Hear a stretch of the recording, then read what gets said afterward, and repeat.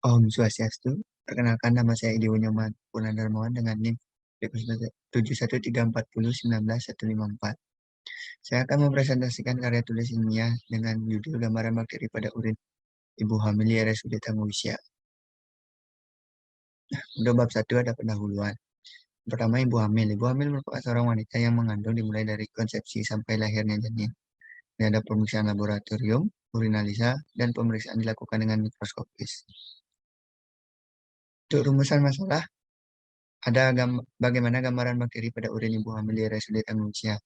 Dengan tujuan yaitu tujuan umum, penelitian ini untuk mengetahui gambaran bakteri pada urin ibu hamil di RSUD Tangguhusya.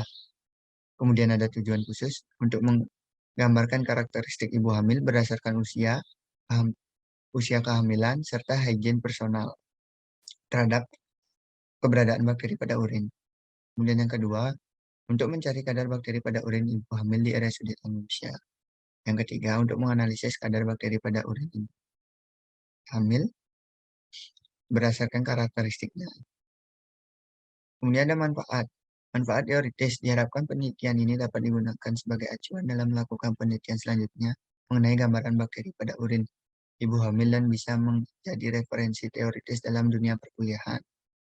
Kemudian ada manfaat praktis. Diharapkan dengan mengetahui gambaran bakteri pada urin ibu hamil mungkin dapat dipakai sebagai parameter pencegahan penyakit yang disebabkan oleh bakteri yang ditemukan pada urin ibu hamil.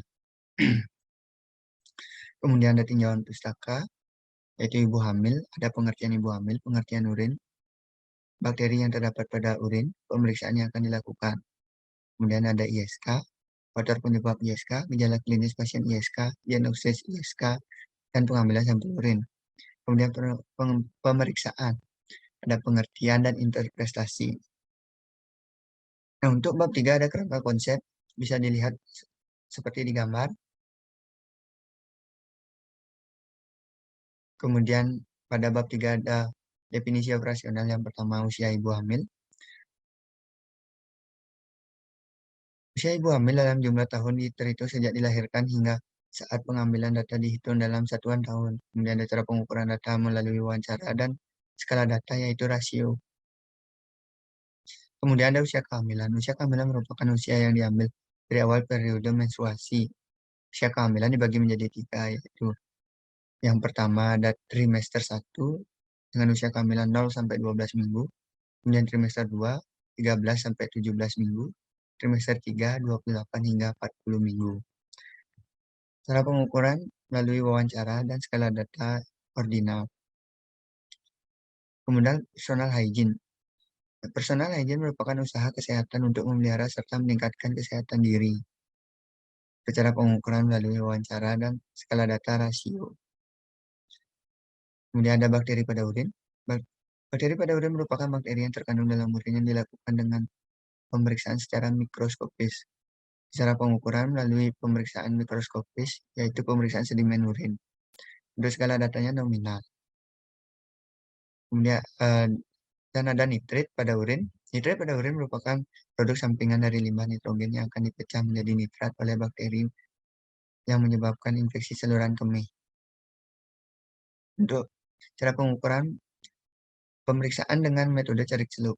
Untuk skala data nominal. Dan pada bab 4 ada metode penelitian. Yang pertama jenis penelitian.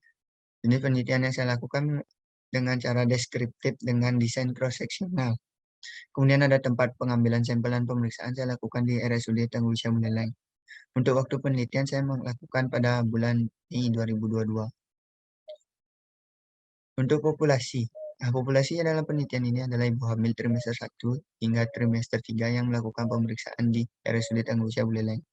Untuk sampel, unit analisis dalam penelitian ini adalah pemeriksaan urin secara makroskopis dan mikroskopis. Kemudian besar sampel yang dipergunakan dalam pemeriksaan ini adalah ibu hamil trimester 1 hingga trimester 3 yang melakukan pemeriksaan di RSUD Tangguhusya Buleleng. Kemudian teknik sampling yang saya gunakan yaitu teknik insidental. Jenis data yang dikumpulkan ada data primer dan data sekunder. Untuk instrumen pengumpulan data ada alat tulis, kamera dan untuk dokumentasi dan alat penunjang pemeriksaan laboratorium. Cara pengumpulan data yang dilakukan yaitu melalui observasi dan wawancara. Baik, selanjutnya ada alat dan bahan. Yang pertama pada alat ada urine analyzer, strip urination relax, object glass, cover glass, mikroskop, centrifuge, dan tabung centrifuge. Untuk bahan ada urin. Kemudian prosedur kerja pada pemeriksaan menggunakan urination relax.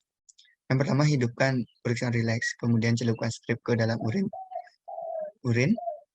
kemudian sentuhkan ujung strip pada tisu untuk membuang sisa-sisa urin yang menempel berlebih. Kemudian tempatkan pada wadah strip yang terdapat pada alat urination relax dan geser atau dorong strip sampai ujung wadah. Instrumen akan mendeteksi secara otomatis strip yang telah ditempatkan pada wadah. Strip akan ditarik ke dalam instrumen setelah 30 detik. Lalu hasil akan muncul setelah 1 menit. Nah, untuk pembacaan pada mikroskop, sampel urin dihomogenkan, kemudian dipindahkan ke dalam tabung sentrifuge sebanyak kurang lebih 10 mili. Kemudian disentrifuge dengan kecepatan relatif rendah yaitu 2000 rpm selama 5 menit. Kemudian tabung dibalik dengan cepat atau decanting untuk membuang supernatan sehingga tersisa endapan. Kemudian endapan diteteskan atau dituangkan ke objek gelas lalu ditutup dengan cover glass. Endapan pertama kali dilihat di bawah mikroskop dengan perbesaran rendah yaitu menggunakan lensa objektif 10 kali untuk mengidentifikasi benda-benda besar seperti silinder dan kristal. Selanjutnya pemeriksaan dilakukan dengan kekuatan tinggi menggunakan lensa objektif 40 kali. Untuk mengidentifikasi sel eritrosit, leukosit, epitel, dan bakteri. Jika identifikasi silinder atau kristal dan bakteri belum jelas, pengamatan dengan lapang pandang kuat juga dapat dilakukan. Untuk teknik pengolahan data, data-data dikumpulkan dari wawancara, observasi hingga hasil pemeriksaan urin, kemudian diolah dengan menggunakan teknik pengolahan data secara tabulating, yaitu data disajikan dalam bentuk tabel dan teks tulis. Kemudian analisis data dari hasil wawancara dan hasil pemeriksaan urin yang telah didapatkan dirubah ke dalam bentuk persentase dengan melalui tabel tunggal dengan mendistribusikan frekuensi persentase. Nah, ada 45 hasilan pembahasan. Yang pertama, ada gambaran umum lokasi penelitian. Lokasi penelitian saya berada di rumah sakit umum daerah Tangguh Wisya yang merupakan salah satu rumah sakit yang berada di Kabupaten Buleleng, beralamat di Jalan Singaraja, Seririt, Desa Tangguh Wisya, Kecamatan Seririt, Kabupaten Buleleng, Provinsi Bali. Di mana RSUD Tangguh Wisya memiliki beberapa pelayanan, di antaranya pelayanan medis dasar atau umum, pelayanan medik gigi dan mulut, pelayanan KIA atau KB, pelayanan gawat darurat, umum 24 jam, penyakit dalam, kesehatan anak, bedah obstetri, dan ginekologi, anestesi, radiologi, dan COVID-19.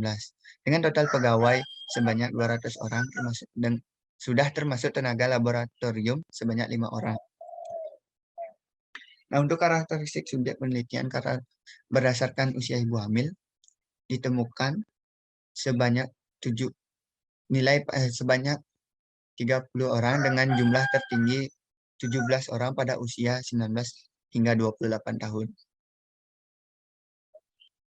Kemudian berdasarkan usia kehamilan, ditemukan pada usia tertinggi kehamilan sejumlah 14 orang pada trimester 3. Kemudian berdasarkan personal hygiene, untuk kebiasaan penggantian pakaian dalam 1 kali dalam sehari sebanyak 9 orang dan mengganti pakaian dalam 2 kali atau lebih sebanyak 21 orang. Untuk kebiasaan membersihkan saluran kemih, semua responden melakukan kebiasaan membersihkan saluran kemih bagian luar. Kemudian ada tata cara pembersihan saluran kemih yang melakukan pembersihan dari arah depan ke belakang sebanyak 26 orang dan dari arah belakang ke depan sebanyak 4 orang. Untuk keberadaan bakteri pada urin. Nah, pada penelitian yang saya lakukan ini ditemukan 7 ibu hamil positif bakteri pada urin. Nah, keberadaan bakteri pada urin tersebut disebabkan karena usia kehamilan, kebiasaan menahan kemih atau berkemih tidak sempurna, kebiasaan mengelap genital yang salah dari arah belakang ke depan setelah membuang air kecil dan membuang air besar, keadaan genital yang lembab, serta kebiasaan tidak mengganti pakaian dalam secara rutin. Kemudian keberadaan bakteri pada urin berdasarkan usia ibu hamil. Nah, ditemukan nilai positif tertinggi pada usia 29 hingga 38 tahun sebanyak 4 orang. Nah, pada usia 29 hingga 38 tahun merupakan kelompok usia produktif terlihat dari besarnya proporsi subjek penelitian ini berada pada rentan usia tersebut. Pada rentan usia ini subjek masih aktif secara seksual sehingga kemungkinan muara uretra terpapar dengan bakteri penyebab ISK saat melakukan aktivitas seksual. Nah, bisa dilihat pada tabel 9 ini keberadaan bakteri pada urin berdasarkan usia kehamilan. Nah, berdasarkan usia kehamilan ditemukan pada trimester pertama atau trimester 1 ditemukan 3 orang positif bakteri. Kemudian trimester 2, 2 orang positif bakteri, dan trimester 3, 2 orang positif bakteri. Selanjutnya, keberadaan urin berdasarkan nitrit.